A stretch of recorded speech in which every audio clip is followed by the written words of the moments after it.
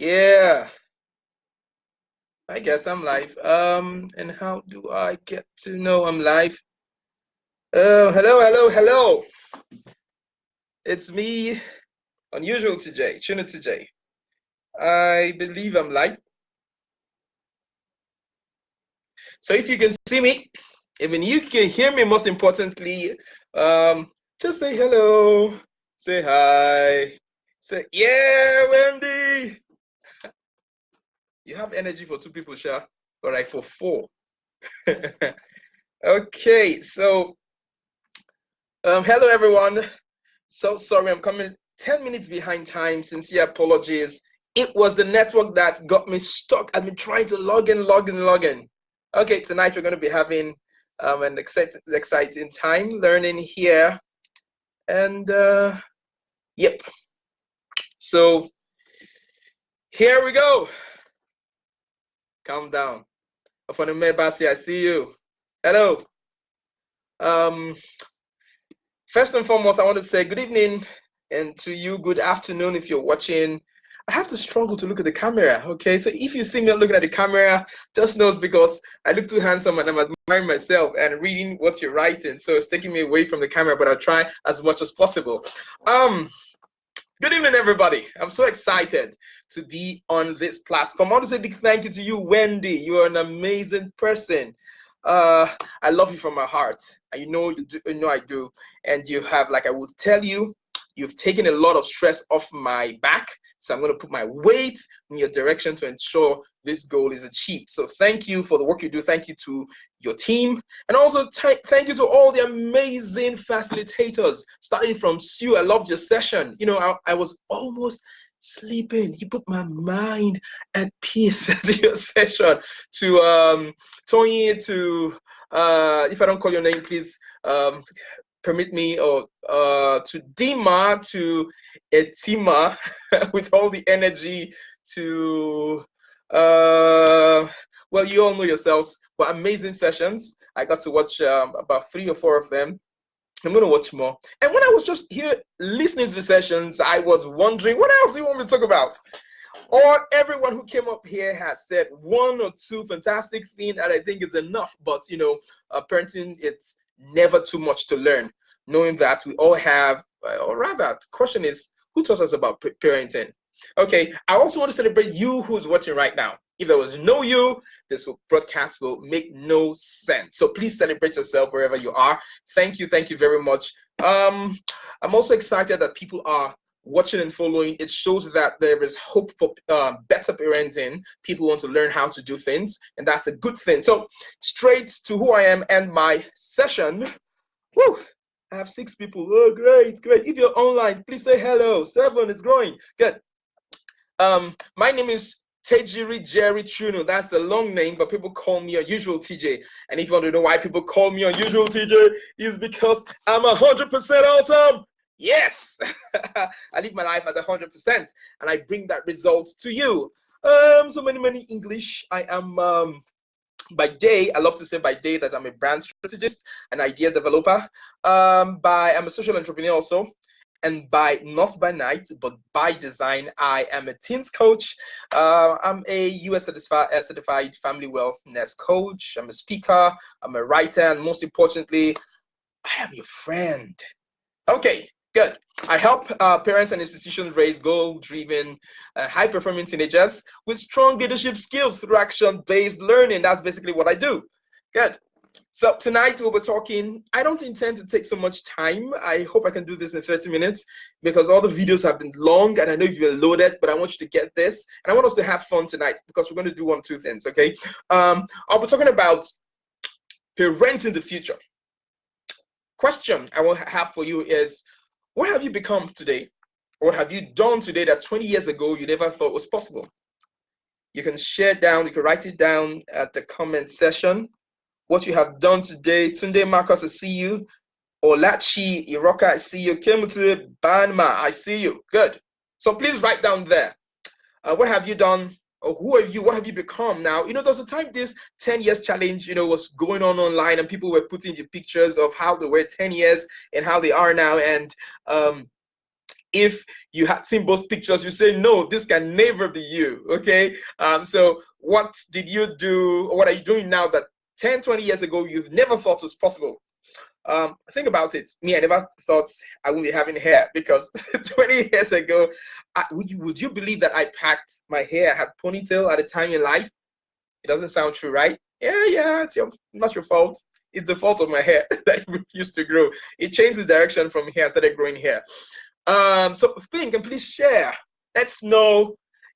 I was watching a team at this evening, and I was like, would have she believed 20 years ago she'd be wearing all those makeup she had on her face?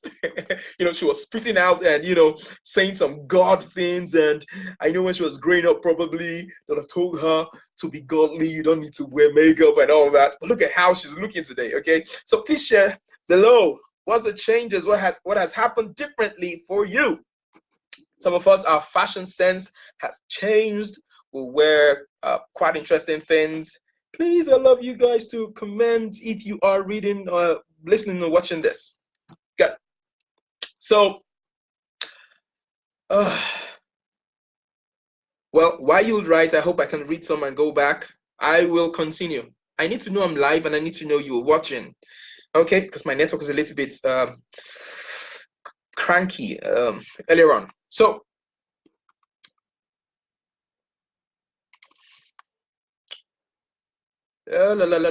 okay, I'll continue with my own past. But I don't know if you remember when you had real neighbors. I mean, real neighbors, not the people living next door. You had real neighbors that you can go out and play with.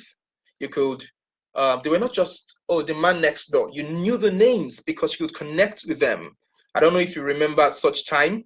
What has happened between that time and today? Today we virtually live in prisons. We build our compounds, even in estates that are fenced. People still fence their houses in estates in Africa or Nigeria here. What happened? What changed?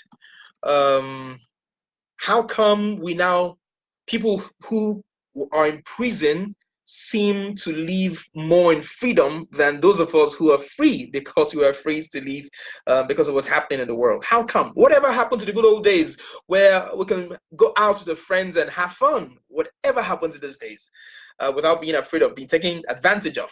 Whatever happened to spending time together to read, play, and just think we're all one family? What happened to those days? Whatever happened to patience, mutual respect, selflessness, and all the values that made life beautiful? It seems now we're so impatient. The next person by you is your enemy. You're afraid so that the person sitting by you doesn't do one or two things that will hurt you. What really happened? I have a simple question. They're all gone, or rather a simple answer. They're all gone. It's called the past. So change happened. That's what happened. And all these things can only but remain our memories, and possibly documented. They'll be our future. However, they will never come back. They will never happen again. Why? Because change is constant. Interestingly, change is something we cannot change. And change can be destructive if not curated or accepted. Am I online? I don't know. I seem not to see anyone commenting. So I would assume I am still being watched, and I'll continue. Okay. So change can be destructive, I said, if not curated or accepted. Now see, we all have become what we are today because we accepted what others threw at us. You never woke up, or rather, we all came to this earth as on a blank slate. We were all beings that had nothing rather imprinted on our minds, and gradually from our parents to our society, certain things were being imprinted or programmed in our mind, and all that, or rather, today we're a combination of all this programming. So, people sold something to us. Someone told us something. And 20 years ago, we believed it. Subconsciously, we accepted it. And today, it's the reality that's playing in front of us. That's what actually made our life change. So the question is, what did you listen to?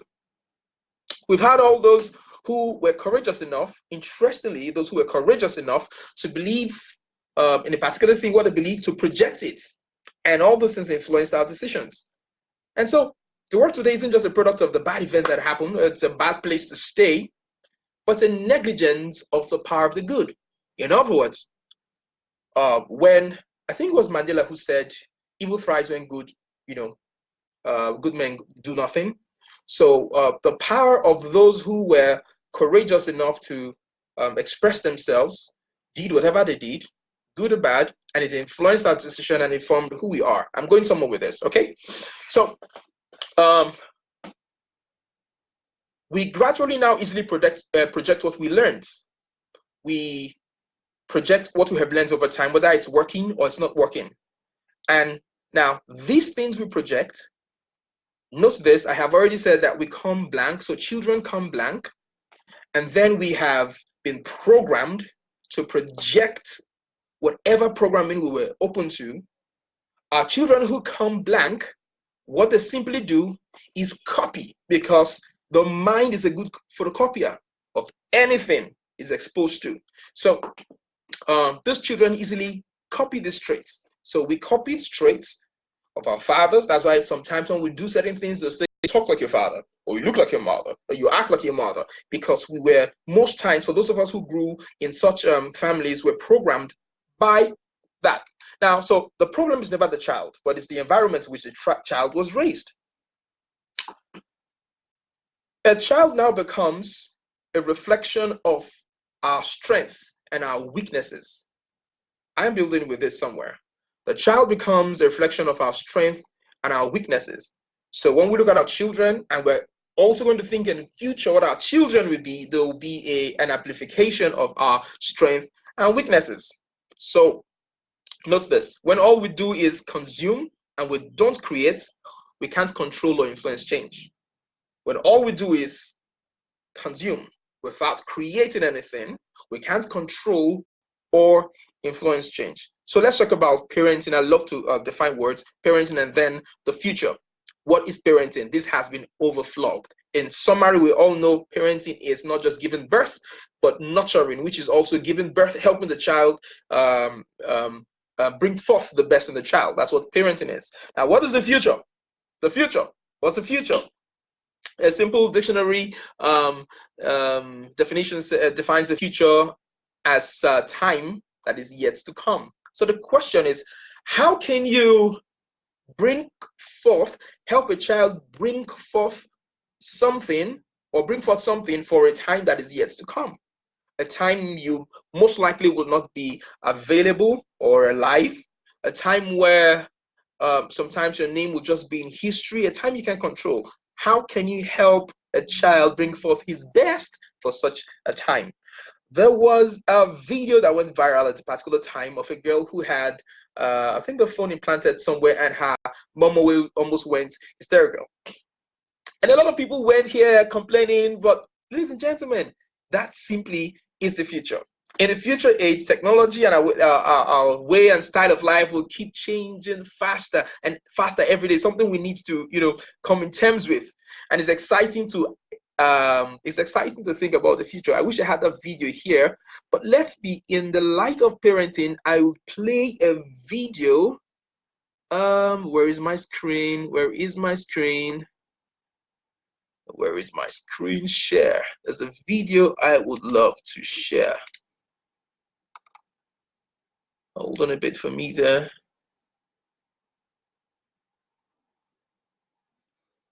Oh, there's a video I would have loved to share. Hey, how can I share video? I thought I could share video. Oh my. I would have loved you to watch. Oh, comments have been coming.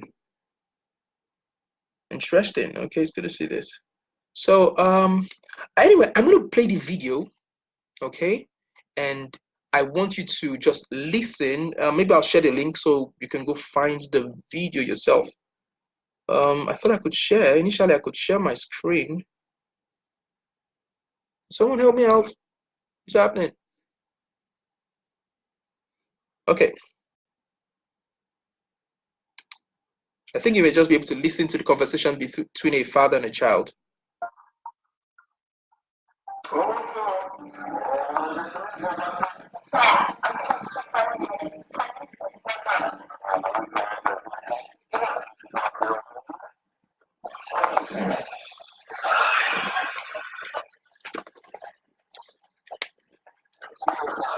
Bluetooth. Oh, no. I go to health class, Dad. I already know all this stuff. Well, they don't teach you about everything in health class. Okay, Mr. Smarty Pants? So just listen. When boys and girls get a little older, they start getting interested in one another, right? And non-binary people, agender, intergender, FTX, gender fluid people. What? There's more than just boys and girls now, Dad. And they're not girls. They're women. Yeah, okay. Okay, sure. Well, my point is that sex is it's a very important decision. How are you defining sex? Sex is different things, different people. I guess when a penis goes into a vagina. What if there's 2 men or 2 women or more? More? How would you define sex with multiple simultaneous partners? Or what if somebody's undergone genital reconstruction or is intersex? No, but I'm just talking about normal, straight. Normal? Come on, Dad. Okay, here we go. Let me ask you this. So, are you attracted to women? Yes, but I'm young. Is Emily a woman? Biologically. Okay, you're attracted to women. Emily's a woman. So if you were to have sex with Emily... I wouldn't just have sex with Emily. We'd have to make that decision together. Homecoming's not an excuse to ignore consent. I'm not saying to ignore consent. I never said ignore consent. You and Emily